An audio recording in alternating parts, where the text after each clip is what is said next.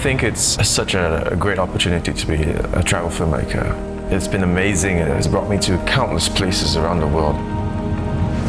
But as silly as it sounds, sometimes I've just grown onto it. So I knew that something was missing and I had to go out and find it. So I went to Shanghai for the very first time. To me, this city is like one that's constantly reaching the sky. And every time when you go to a new city, you constantly look at how people do similar things but in a very different style.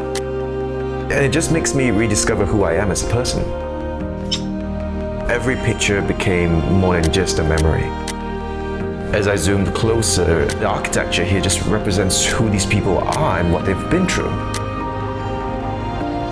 I didn't really see skyscrapers, I saw humans just reaching out for their dreams. And it kind of reminds me how I fell in love with photography when I began my career.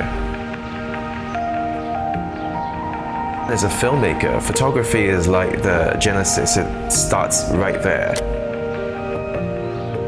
I came here to discover myself through a new city, a new experience, but what I really realized was all I had to do was to really zoom in far closer back to the photographer was when it all began.